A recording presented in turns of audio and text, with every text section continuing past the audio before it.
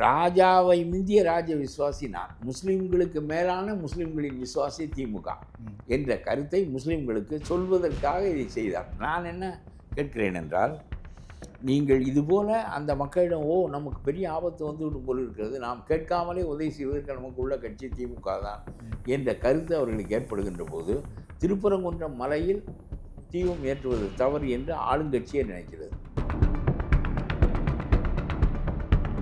சிறுபான்மையினருக்கு ஆதரவான பயங்கரவாதிகள் குஜராத்தை இந்துத்துவ பூமியாக ஆக்கியது போல, இங்கே ஸ்டாலின் செய்கிற இந்த வேலை அங்கே பயங்கரவாதிகள் செய்து உங்களை நான் பாதுகாக்கிறேன் என்று சொன்னார். பாதுகாக்க முடியவில்லை. இங்கே ஸ்டாலின் நான் பாதுகாக்கிறேன் என்று சட்டம் போடுகிறார். இதை ஏற்றுக்கொள்கிற முஸ்லீம்கள் பிளவுபட்டு விடுகிறார்கள். முஸ்லீம் பயங்கரவாதிகள் குஜராத்தில் என்ன செய்து முஸ்லீம்களுக்கு பாதகத்தை ஏற்படுத்தினார்களோ அதே போல் ஸ்டாலின் இந்த ஊரடங்கு சட்டம் போட்டு நீதிபதியின் மீது பதவியிறக்க தீர்மானம் கொண்டு வந்து இந்த முஸ்லீம்களுக்கு நல்லது செய்யவில்லை, கெட்டது செய்திருக்கிறார் என்பதுதான் என்னுடைய கருத்து. 2.5 லட்சம் ரூபாய் வருமானம் உள்ள ஒரு நாட்டுக்கு 30% சம்பளம் கொடுத்தது போக மீதமுள்ள 80,000 கோடி வட்டி கட்டுவதற்கு மட்டும் ஆகிறது என்று சொன்னால் அப்புறம் அசலை எப்பொழுது நீ கட்டுவாய்? அடுத்து வருகிற ஆட்சி நடத்த முடியாத அளவுக்கு கேவலமான ஆட்சியை நடத்திய நீ இந்த நாட்டை விட்டு ஆட்சியை விட்டு துரத்தப்பட வேண்டும். நீ முதலிலே உன்னுடைய அரசாங்கத்திலே இந்து அறநிலையத்துறை என்று வைத்திருப்பதை உன்னால் மாற்ற முடியவில்லை. அப்புறம் என்ன? நாம் இந்து என்ற கருத்தை எப்பொழுது தமிழ்நாடு அரசாங்கம் நீதி கட்சி காலத்திலிருந்து ஏற்றுக்கொண்டிருக்கிறதோ அப்பொழுது நாம் இந்து என்ற கான்செப்டை எதிர்ப்பதில் அர்த்தமில்லை. வேட்டை நாய்கள் வேட்டைக்காரனால் ஏவப்படுவது போல போலீஸ்காரர்கள் ஏவப்படுகின்ற அமைப்பாக மாற்றி வைக்கப்பட்டிருக்கிறார்கள் என்பது நாட்டுக்கு பெரிய கேடு. இதை அவர்கள் தங்களுடைய நன்மைக்காக செய்கிறார்கள். நான் திருடுகிறேன், என்னுடைய மந்திரி திருடுகிறான், அதில் பங்கு எனக்கு வருகிறது, நான் எப்படி அவர்களை காட்டிக் கொடுப்பேன் என்பதனுடைய காரணமாக இருந்தால் இந்த நாட்டினுடைய சட்டங்கள் போதுமானவை அல்ல. நம்முடைய ஜனநாயகம் தோற்றுவிட்டது. ஐபேக் நிறுவனத்திடம் பறித்த ஆவணங்களை எல்லாம் இவர் போய் காலிகளை வைத்து கொண்டு, போலீஸ்காரனை வெளியே வைத்து கொண்டு காலிகளை வைத்து கொண்டு அமலாக்கத்துறையினுடைய அதிகாரிகளிடமிருந்து பறித்து கொண்டு வந்து விட்டார் என்பதை நீதிமன்றம் பதிவு செய்திருக்கிறது. சுப்ரீம் கோர்ட் பதிவு செய்திருக்கிறது. அதற்கு சுப்ரீம் கோர்ட் நீதிபதி தைரியமாக மம்தா பானர்ஜியை பிடித்து சிறையில் வைப்பதற்கான உத்தரவை அவரால் பிறப்பிக்க முடியவில்லை. ஏன் ஏன் ஏன் சட்டம் தோற்றுவிட்டது என்று நான் சொல்கிறேன்.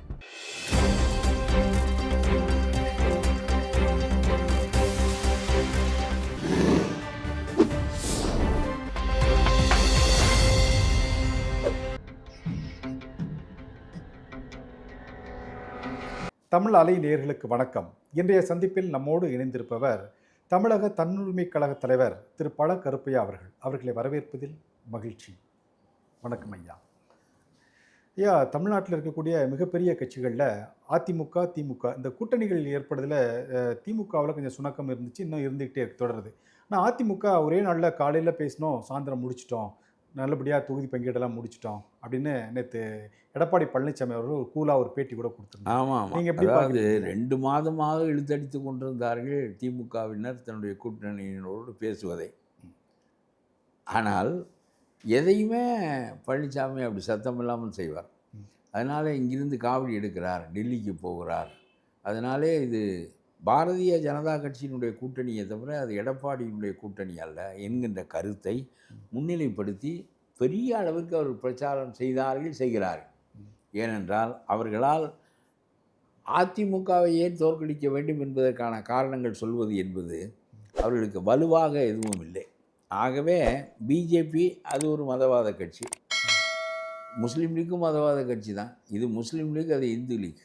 ஆகவே நாம் ஒரு பகுதியை ஆதரிக்கின்ற போது இன்னொரு பகுதி தலை தூக்கும். அது அதனுடைய இயல்பு. ஒரு ஜாதியை நாம் வைத்து கொண்டால் இன்னொரு ஜாதியும் உள்ளே வரும். ஆகவே ஜாதி கட்சிகளை பூராவும் சேர்த்து கொள்ளுகிறீர்கள் நீங்கள். அப்புறம் முஸ்லீம் லீக்கை நீங்கள் வைத்திருக்கிறீர்கள், அவர்கள் இந்து லீக்கை வைத்திருக்கிறார்கள். அதுதான் என்னுடைய கருத்தை தவிர. அவங்களுடைய அணி மதசார்பற்ற அணின்லாம் சொல்கிறாங்க சார். மதசார்பற்ற அணியில் முஸ்லீம் லீக் எப்படி வந்தது? அது சிறுபான்மை என்று சொல்வார்கள். சிறுபான்மை என்ன பெரும்பான்மை என்ன? முஸ்லீம் லீக் வரக்கூடாது அல்லவா? மத அடிப்படையிலான கட்சிகள் வரக்கூடாது என்றால் முஸ்லீம் லீக்கும் வரக்கூடாது, இந்து லீக்கும் வரக்கூடாது.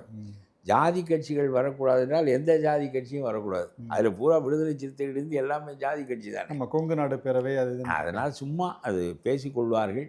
ஆனால் இது ஒரு காலத்தில் பாகிஸ்தான் பிடிக்கின்ற காலத்தில் இந்து முஸ்லீம் கலவரங்கள் பெரிதாக நடந்த காரணத்தினால் சமய சார்பின்மை என்பது காந்தி காலத்திலேயே பெரிதாக வைக்கப்பட்டது. ஒரு பெரிய தப்பு ஒன்று இங்கே நடக்கிறது.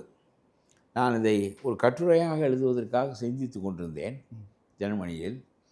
அதாவது திருப்பரங்குன்றத்தில் ஊரடங்கு சட்டம் போட்டதின் மூலம் இந்து சமூகமும் இஸ்லாமிய சமூகமும் பிளவுபடுத்தப்பட்டது என்பது என்னுடைய கருத்து.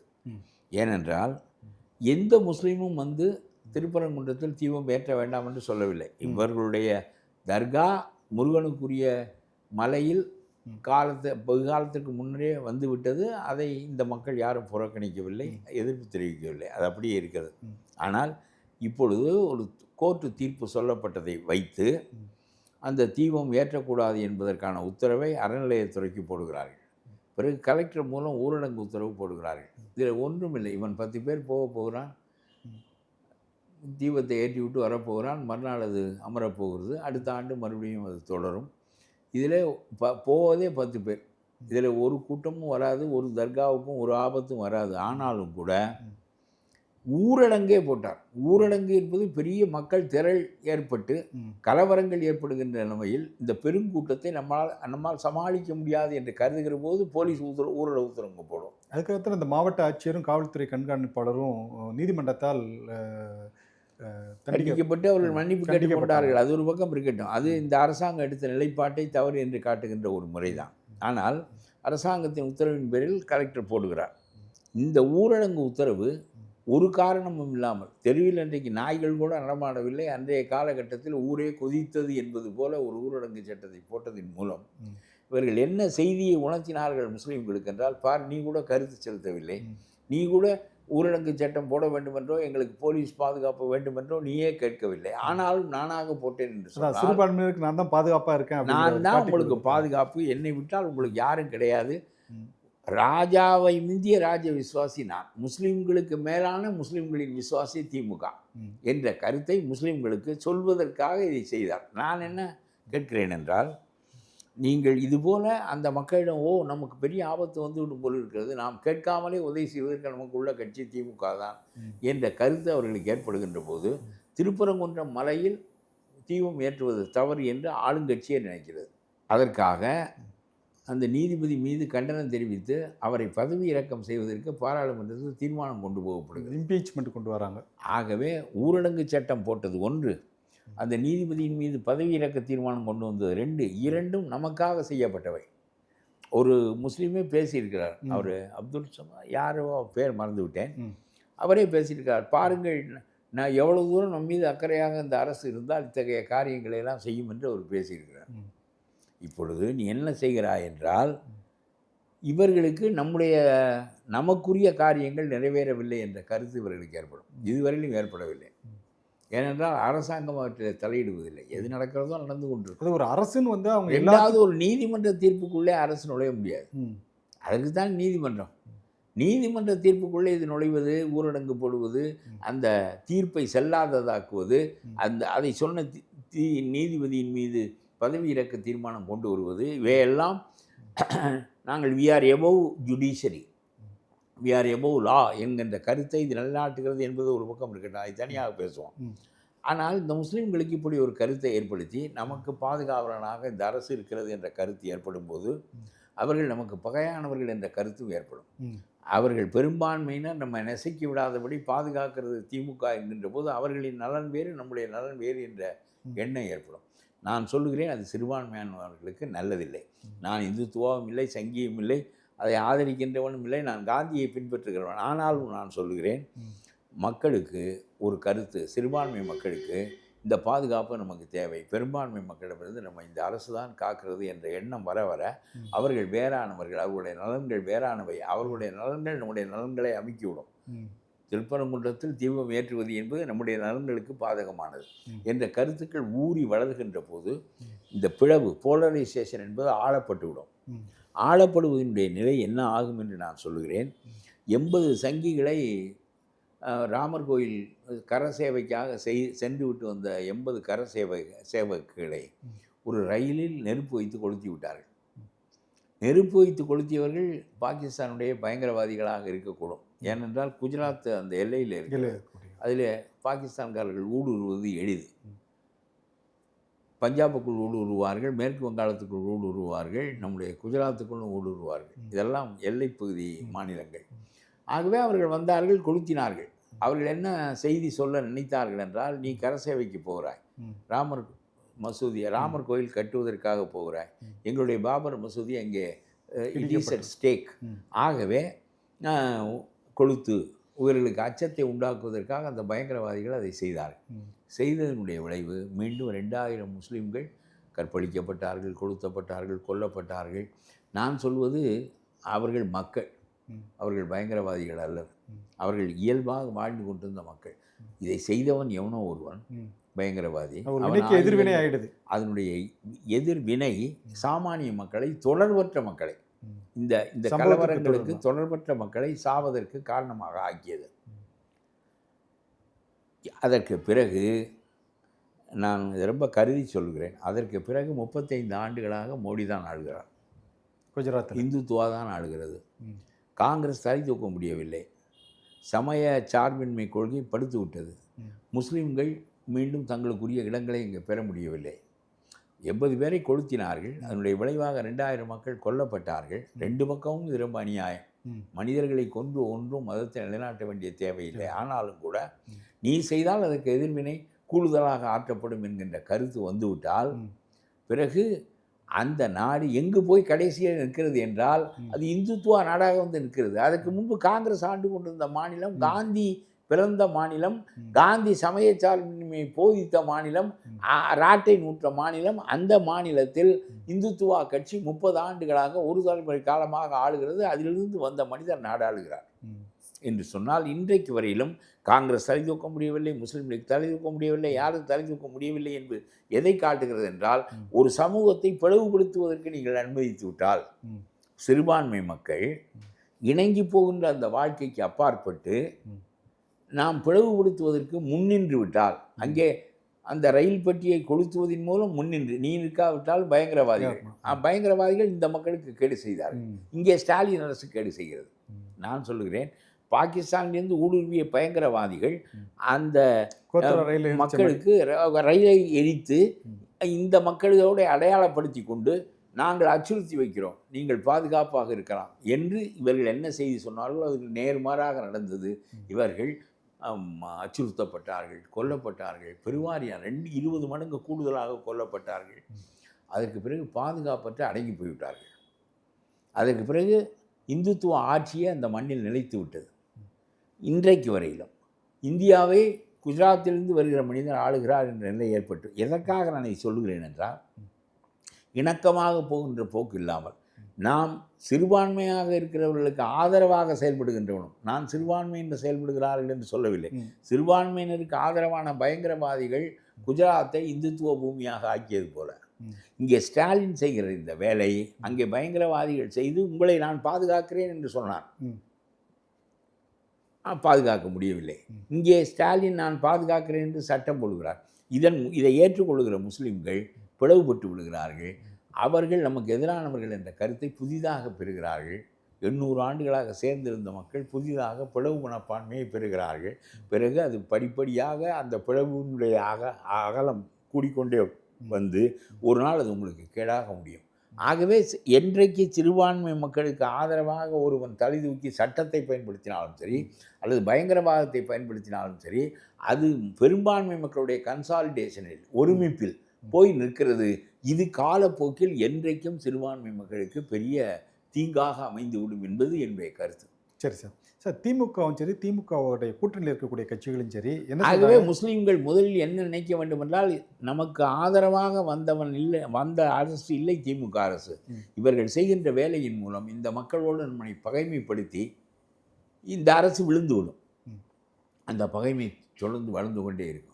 ஒன்றுமில்லை, போய் தீபத்தை ஏற்றி விட்டு வா என்று சொன்னால் 10 பேர் ஏற்றி விட்டு வர போகிறோம். அடுத்த ஆண்டு மறுபடியும் 1/2 மணி நேரத்தில் முடிந்துவிடும். அடுத்த ஆண்டு ஒரு நாளில் முடிந்துவிடும். இதில் ஒன்றும் இல்லை. அந்த மக்கள் அமைதியாக இருக்கிற போது யாரும் போய் அதை இடிக்க வேண்டும் என்று சொல்ல மாட்டார்கள். ஆக இப்படி அவன் இதில் ரொம்ப நான் கூடுதலாக சொல்லுகிறேன், ஒரு முஸ்லீம் லீக் எம்எல்ஏயோ ஒரு முஸ்லீம் லீக் மனிதனோ ஒரு முஸ்லீமோ முருகனுக்குரியது திருப்பரங்குன்றம் மலை, அங்கே தீபம் ஏற்றுவதில் எங்களுக்கு எந்தவித பிரச்சனையும் இருக்க முடியாது. எதற்காக வீணாக இந்த மக்களை பிளவுபடுத்துகிறீர்கள்? எங்களுடைய தர்காவை நாங்கள் அங்கே மாமிசம் புழங்க மாட்டோம். அந்த மக்களுடைய உணர்வுகளை நாங்கள் பதிக்கிறோம். மற்ற இடங்களிலெல்லாம் புழங்குவோம், கோழி அறுப்போம், ஆடு அறுப்போம், எல்லாம் செய்வோம். இங்கே அந்த மக்களின் உணர்வை, அது முருகன் கோயில் என்ற அடிப்படையில் நாங்கள் அதை செய்ய மாட்டோம், இணக்கமாக அவர்களுக்கு நடந்து கொள்வதற்காக என்று சொல்லி நாங்கள் எங்களுடைய வழிபாட்டை நடத்துகிறோம், அவர்கள் வழிபாட்டை நடத்தட்டும், தீபத்தை ஏற்றுவதில் எங்களுக்கு மறுப்பில்லை என்று ஒரு முஸ்லீம் சொல்லவில்லையே, சொல்ல முடியவில்லையே, சொல்ல தெரியவில்லையே. நாம் அவங்கெல்லாம் சொல்றதெல்லாம் பாஜக பூந்துரும் உள்ள. எப்படி பாஜக புகுறாது என்பதுதான் என்னுடைய கருத்து. நீ முருகன் கோவிலில் தீபம் ஏற்றுவதிலே என்ன சிரமம் இருக்கிறது? எங்களுடைய தர்கா இருப்பது முருகனுக்கு பாதிப்பில்லை. 800 ஆண்டுகளாக முருகனுக்கு தீபம் ஏற்றுவது எங்களுக்கு எப்படி பாதிப்பாக இருக்க முடியும்? நாங்கள் இணக்கமாக வாழ்கிற மக்கள். வடநாடு போல அல்ல. வடநாடு முஸ்லீம்கள் ஆண்ட நாடு. ஆகவே அதனுடைய அச்சுறுத்தல், ஆளுங்காலத்தில் ஏற்பட்ட இடர்பாடுகள், அதனுடைய எச்சங்கள் அங்கே இருக்கும். இங்கே ஒன்றும் கிடையாது. அப்படி இருக்கிற போது ஒரு முஸ்லீம் லீக் எம்எல்ஏ அந்த தீபம் ஏற்றுவதனால் என்ன தப்பு என்று சொல்வதற்கு தெரியவில்லையே. நான் கேட்கிறேன், பாபர் மசூதியை இடித்தால் ஏன் இடித்தாய் என்று கேட்பதற்கு 1000 இந்துக்கள் இருக்கிறார்கள். ஆமாம், அதுபோல் உங்களுக்கு சொல்ல தெரிய வேண்டாமா என்று கேட்கிறேன் நான். அதுதானே, வெறும் மத நல்லிணக்க கூட்டம் நடந்தால் மத நல்லிணக்கம் வந்துவிடுமா என்று கேட்கிறேன். மத நல்லிணக்கம் என்ற பெயராலே உங்களுக்கு சார்பான 4 மனிதர்களை வைத்துக்கொண்டு நீங்கள் பேசுகிறீர்கள். அங்கே ஒரு சாமியாரை கூட்டிக் கொண்டு வருகிறீர்கள், ஒரு கிறிஸ்துவரை கூட்டிக் கொண்டு வருகிறீர்கள். இது ஒரு சடங்காக நடத்தப்படுகிறதே தவிர மீண்டும் திருப்பரங்குன்றத்தில் தீபம் ஏற்ற வேண்டுமா வேண்டாமா என்று சொன்னால் அதில் நீங்கள் பேச வேண்டிய கருத்தை பேசாத காரணத்தினால் இந்த மத நல்லிணக்கம் ஏற்படாமல் போகிறது என்று நான் சொல்கிறேன். ஆகவே இந்த முஸ்லீம் பயங்கரவாதிகள் குஜராத்தில் என்ன செய்து முஸ்லீம்களுக்கு பாதகத்தை ஏற்படுத்தினார்களோ அதே போல் ஸ்டாலின் இந்த ஊரடங்கு சட்டம் போட்டு நீதிபதியின் மீது பதவியிறக்க தீர்மானம் கொண்டு வந்து இந்த முஸ்லீம்களுக்கு நல்லது செய்யவில்லை, கெட்டது செய்திருக்கிறார் என்பதுதான் என்னுடைய கருத்து. சரி சார், திமுக இருக்கக்கூடிய கூட்டணி கட்சிகளுக்கு சீட்டு குறைச்சாலே அவங்க சொல்லக்கூடிய காரணம் தமிழ்நாட்டுக்கு பாஜக வந்துடும், அதனால தான் நாங்கள் எங்களுடைய சீட்டை கூட நாங்கள் சாக்ரிஃபை பண்ணி அவங்கள தமிழ்நாட்டுக்கு வரவிடாமல் தடுக்கிறோம் அப்படிங்கிற மாதிரிலாம் சொல்கிறாங்க. ஆமாம், அப்படி என்ன நான் சொல்லுகிறேன், இது முஸ்லீம் லீக், அது இந்து லீக். ஆக மதங்களின் பேராலே இந்த நாட்டில் கட்சிகள் இருக்கின்றன. கிறிஸ்துவ சமயத்தினர் தனி கட்சி வைத்திருக்கிறார்கள். எல்லா ஜாதியினரும் ஏறத்தாழ தனி கட்சி வைத்திருக்கிறார்கள். வன்னியர்களுக்காக கட்சி இருக்கிறது, தாழ்த்தப்பட்டவர்களுக்காக கட்சி இருக்கிறது, கொங்கு வேளாளருக்காக கட்சி இருக்கிறது, முக்குளத்தோருக்காக கட்சி இருக்கிறது. யாருக்காக கட்சி இல்லை? ஆகவே இந்த ஜாதிக்காகவும் மதத்திற்காகவும் உள்ள பிளவுகளுக்கு அடிப்படை காரணம் அந்த ஜாதிகளையெல்லாம் நீங்கள் சேர்த்து கொண்டு தானே பண்ணுகிறீர்கள். இப்பொழுது என்ன இந்த பிஜேபி, நான் ஒன்று சொல்லுகிறேன், பிஜேபியினுடைய ஆட்சியை விமர்சனம் செய்வது என்பது சரியானது. காங்கிரஸ் ஆண்டது போல் பிஜேபி ஆண்ட காலத்தில் நீ விடாமல் சொல்லுகிறாய் தமிழ்நாடு வஞ்சிக்கப்படுகிறது என்று. என்ன வஞ்சிக்கப்படுகிறது என்று நான் சொல்லுகிறேன். என்ன வஞ்சிக்கப்படுகிறது? 11% வளர்ச்சிக்கு நாங்கள் காரணம். திமுக வந்த பிறகு 11% வளர்ச்சி ஏற்பட்டிருக்கிறது. 89லிருந்து தொடங்கிய வளர்ச்சி இது. 89 வரையிலும் இந்தியா வளர்வதற்கு தவிதாயப்பட்டது. ஏனென்றால் கமாண்ட் எக்கானமியின் கீழே இருந்தது. சோசலிசம் அதனுடைய கொள்கையாக ஆக்கப்பட்டது. லைசன்ஸு, கோட்டா ராஜ் அங்கே நடந்து கொண்டிருந்தது. ராஜாஜி கடுமையாக அவற்றை எய்த்தார். சந்தையை திறந்து விடு, அது தன்னைத்தானே ஒழுங்குபடுத்தி கொள்ளும் என்று சொன்னால் market will regulate it self, open the market என்று அவர் சொன்னார். சொன்னபோது கேட்கவில்லை. அது ஒரு பக்கம் இருக்கட்டும். மன்மோகன் சிங் தான் இந்த நாட்டிலே பெரிய மாறுதலை கொண்டு வந்தவர். குஜராத் வளர்ந்ததுக்கு யார் காரணம்? பம்பாய் வளர்ந்ததுக்கு யார் காரணம்? தமிழ்நாடு வளர்வதற்கு யார் காரணம்? கர்நாடகம் மிகப்பெரிய வளர்ச்சியை கம்ப்யூட்டர் செக்ஷன் ஐடி விங்கில் பெற்றிருக்கிறது. யார் காரணம்? தெலுங்கானா இப்பொழுது பெரிய வளர்ச்சி பெற்று கொண்டிருக்கிறது. யார் காரணம்? என்ன நீ நான் என்று சொல்கிறாய்? நீ நாட்டை கெடுத்தாய் என்று நான் சொல்கிறேன். நீ கடனை வாங்கி வைத்தாய். மாதம் ஒன்றுக்கு, வருடம் ஒன்றுக்கு 80,000 கோடி கடன் கட்ட வேண்டும். 2.5 லட்சம் ரூபாய் வருமானம் உள்ள ஒரு நாட்டுக்கு 30% சம்பளம் கொடுத்தது போக மீதமுள்ள 80,000 கோடி வட்டி கட்டுவதற்கு மட்டும் ஆகிறது என்று சொன்னால் அப்புறம் அசலை எப்பொழுது நீ கட்டுவாய்? அடுத்து வருகிற ஆட்சி நடத்த முடியாத அளவுக்கு கேவலமான ஆட்சியை நடத்திய நீ இந்த நாட்டை விட்டு, ஆட்சியை விட்டு துரத்தப்பட வேண்டும் என்பதற்கு இது ஒன்று போதும். நீ என்ன மின்சாரத்தில் கடன் வாங்கி வைத்திருக்கிறாய். மின்சாரம் கட்டணம் கூடிக்கொண்டே போகிறது. என்ன காரணம் என்றால், புதிய மின் உற்பத்தி நிலையங்களை உன்னால் உண்டாக்க முடியவில்லை. ஏன் உண்டாக்க முடியவில்லை என்றால், உனக்கு தனியாரிடம் மின்சாரம் வாங்குவது தான் லாபகரமானது. அவரிடம் என்ன காசு கொடுத்து ஒரு யூனிட்டுக்கு என்ன விலை கொடுத்து வாங்குகிறாயோ அதில் முக்கால் பகுதி, முழு பகுதி கொடுப்பாய், அதில் கால் பகுதி உனக்கு, முக்கால் பகுதி அந்த முதலாளிக்கு. இதுதானே உங்களுடைய பழக்கமாக இருக்கிறது. ஒன்று தனியாரிடம் வாங்க விரும்புகிறாய், இன்னொன்று அயல் நாட்டிலிருந்து கறி வாங்க விரும்புகிறாய். தரமான கறி என்ற பெயராலே அதற்குரிய விலையை கொடுத்து விட்டு குறைவான மட்டமான கறியை வாங்குகிறாய், மீதத்தை நீங்கள் சாப்பிடுகிறீர்கள். இப்படி நாடு முழுவதும் நீங்கள் சாப்பிடுவதனுடைய அளவு இந்த மக்களுக்கு தெரிவதில்லை. அண்டா கொடுக்குறான், குண்டா கொடுக்குறான் என்பதுதான் இந்த மக்களுக்கு தெரிகிறது. மக்கள் எளிய மக்கள். கிராமத்தில் இருக்கிற மனிதனை நீங்கள் இந்த பொருளாதாரத்தை கொண்டு போய் சேர்க்க முடியாது. நம்முடைய மின்சார கட்டணம் கூடிக்கொண்டே போகிறது. நம்முடைய நிலக்கரிக்கு கூடுதல் விலை கொடுக்கப்படுகிறது. தரக்குறைவான நிலக்கரி வாங்கப்படுகிறது. தனியாரிடம் மின்சாரம் வாங்குவதற்கு கூடுதல் கட்டணம் கொடுக்கப்படுகிறது. குறைவாக பணம் அளிக்கப்படுகிறது. இடையில் உள்ள பணத்தை இவன் சாப்பிடுகிறான். எந்த ஒன்றும் எல்லாவற்றுக்கும் நீங்கள் நாடாளுவது என்ற பெயராலே, அது ஒரு தொண்டு என்ற பெயராலே செய்கின்ற வேலைக்கு நீங்கள் ஏறத்தாழ 40% பங்கு நீங்கள் சாப்பிடுகிறீர்கள். காட்டை அழிக்கிறீர்கள், மலையை அழிக்கிறீர்கள், ஆற்று மணலை அழிக்கிறீர்கள், எல்லாவற்றையும் அழிக்கிறீர்கள். அவ்வளவையும் சாப்பிடுகிறீர்கள். பிறகு இந்த கூட்டணி கட்சிகளுக்கெல்லாம் நீங்கள் காசு கொடுக்கிறீர்கள். கூட்டணி கட்சிகளுக்கு காசு கொடுக்கிறீர்கள். கம்யூனிஸ்ட் போன்ற கட்சிகளே இந்த காசை வாங்குவதற்கு அழைகின்றன. அதனாலே தான் 5 என்று சொன்ன 3 என்று சொன்னாலும் சிபிஎம் வெளியே வராது. அதற்கு அவர்கள் சொல்லுகிற காரணம் தான் பிஜேபி பூச்சாண்டியே தவிர, நான் சொல்கிறேன், இந்துத்துவாவை நாம் எல்லாரும் எதிர்ப்போம். நீ எதிர்க்கிறாய், நான் எதிர்க்கிறேன். நீ முதலிலே உன்னுடைய அரசாங்கத்திலே இந்து அறநிலையத்துறை என்று வைத்திருப்பதை உன்னால் மாற்ற முடியவில்லை. அப்புறம் என்ன, நாம் இந்து என்ற கருத்தை எப்பொழுது தமிழ்நாடு அரசாங்கம் நீதி கட்சி காலத்திலிருந்து ஏற்றுக்கொண்டிருக்கிறதோ அப்பொழுது நாம் இந்து என்ற கான்செப்டை எதிர்ப்பதில் அர்த்தமில்லை. நான் இந்து என்ற கான்செப்டை ஏற்றுக்கொள்கிறவன். நாம் சைவம். தமிழனுக்கு தனிச்சமயம் உண்டு, வடநாட்டுக்காரனுக்கு கிடையாது. மோடிக்கு விவேகானந்தருக்கெல்லாம் தனிச்சமயம் கிடையாது. அது அவர்கள் பிராமண சமயத்தை கடைபிடிக்கிறவர்கள். சரியா? பிராமணர்கள் நமக்கு இணையான சமய உணர்வு மிக்கவர்கள், வேத மதத்தைச் சேர்ந்தவர்கள். அவர்கள் குறைவானவர்கள் என்பது என்னுடைய கருத்து இல்லை. அவர்கள் சிறந்த சமூகம் அது. ஆனால் 2 பேரும் சேர்ந்திருந்தால் நீ தான் குதிரை ஏறுவாய். யூதனோடு சேர்ந்தாலும் குதிரை ஏறுவான், பிராமணனோடு சேர்ந்தாலும் குதிரை ஏறுவான். அதனால் அவனை தனியாக பக்கத்தில் வைத்து கொண்டு அவனுக்கு நாம் தொந்தரவு இல்லாமல், நமக்கு அவன் தொந்தரவு இல்லாமல் வைத்து கொண்டால் தான் என்று நான் இதை கண்டறிந்திருக்கிறேன். என்ன, அதனாலே நீ இந்து மதத்தை தூக்கி விட்டால் அது இந்து மதம் போன நூற்றாண்டிலே தான் வந்தது. இதற்காக இதுக்குரிய கான்செப்டை பேச மறுக்கிறீர்களே. நீ தமிழனுடைய சமயம், நான் சொல்லுகிறேன், தமிழனுடைய சமயம் சைவம் என்றும் வைணவம் என்றும் மூதாதையார் வழிபாடு என்றும் குலதெய்வ வழிபாடு என்றும் நான் சொல்லுகிறேன். நீ சொல்லுகிறாயா? நீதி கட்சி காலத்திலிருந்து பெரியாருடைய கவனத்திற்கும் அது வரவில்லையே இந்து மதம் என்பது. இந்து என்ற மதம் நம்முடைய, நீ கடவுள் மறுப்பு என்று போன காரணத்தினாலே இவனுடைய உண்மை மதம் என்ன என்று கண்டுபிடிக்க தவறிவிட்டார். வெறும் கடவுள் மறுப்பில் என்ன பெரிய இருக்கிறது? ஒரு 10 பேர் இதை கடவுள் மறுப்பு செய்யலாமே தவிர அதனால் நாட்டினுடைய ஒழுக்கங்களும் நேர்மைகளும் நெறிமுறைகளும் எல்லாம் கெடும். சரி, நீ இப்போ மாற்று கருத்து வைக்க உன்னால் முடியவில்லை. தமிழனுடைய சமயம் சைவம், தமிழனுடைய சமயம் வைணவம். ஆகவே தமிழர்கள் சிந்து சமவெளி நாகரிகத்தின் தொடர்ச்சி. என்ன, இந்த நீலமணி மிடற்றோனுடைய தொடர்ச்சி, சிவன் ஒரு சின்ன வடிவத்திலே காணப்பட்டான் என்று வரலாறு குறிப்பு கொடுக்கிறது. அது ஒரு பக்கம் இருக்கட்டும். நீ முதலில் இங்கே வா. மதம் என்பது இந்து என்று சொன்னால் கன்சாலிடேஷன் ஆஃப் இந்துஸ் நடக்கிறது. இது முஸ்லீம்களுக்கு எதிராக இந்த சண்டையே நடக்காது.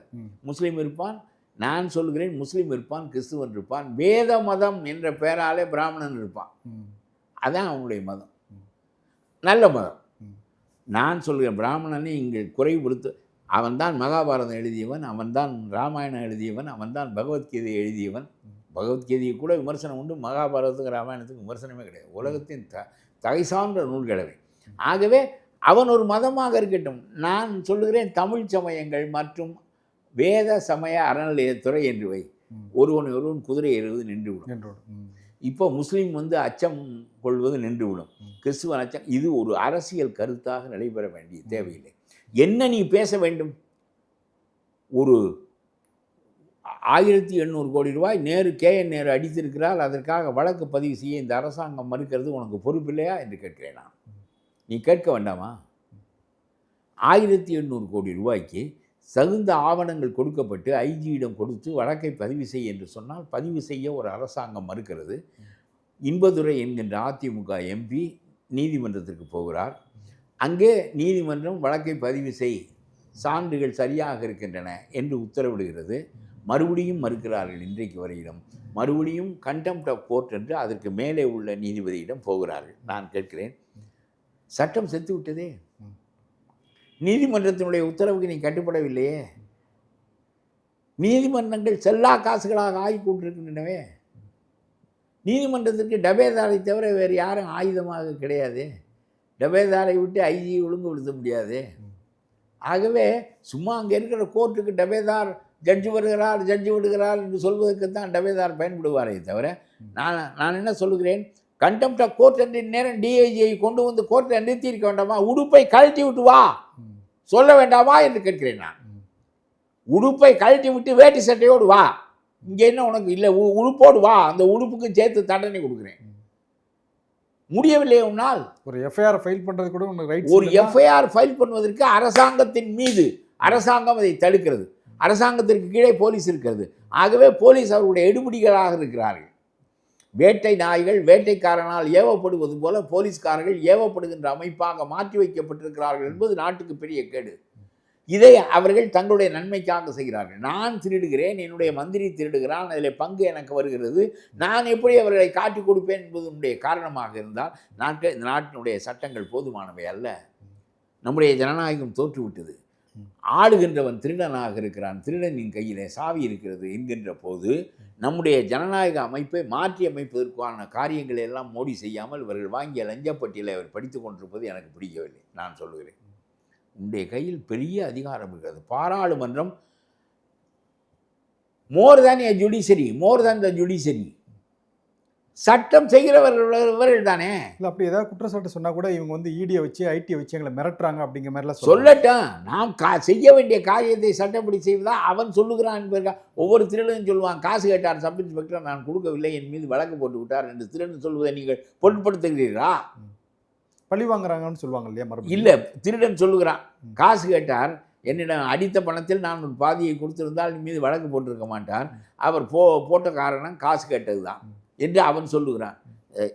காசு நீ கொடுத்தாலும் சரி கொடுக்காவிட்டாலும் சரி அவனுடைய கடமையை அவன் செய்ய வேண்டும் என்று நாம் நினைப்பது போல இந்த இவர்கள் சொன்னால் என்னன்னு கேட்டு நீங்கள் தொடர்ந்து சொல்வீங்க, நீதிமன்றம் வந்து அதாவது சட்டம் வந்து சரியா விளக்கப்படுவதனால சட்டம் போதுமானதாக இல்லை. நான் ஒருவன் தான் தமிழ்நாட்டில் இதை கவலையோடு சொல்லிக் கொண்டிருக்கிறேன். உனக்கு 2 சீட்டு கூட வேண்டும் என்பதுதான் முக்கியமாக இருக்கிறதே தவிர, நான் சொல்லுகிறேன் இந்துத்துவா இங்கே ஆதிக்கம் செலுத்தக்கூடாது என்றால் அதற்கு தீர்வு என்ன என்று நான் சொல்லுகிறேன். நீ சொல்லுகிறாயா? அதற்கு தீர்வு என்ன என்று நான் சொல்லுகிறேன். எந்த கட்சி மதத்தின் பேராலும் ஜாதியின் பேராலும் கட்சி வைக்கக்கூடாது என்பதை சட்டமாக ஆக்குங்கள். மனிதனுக்கு மதம் வேண்டுமா? இருக்கும்.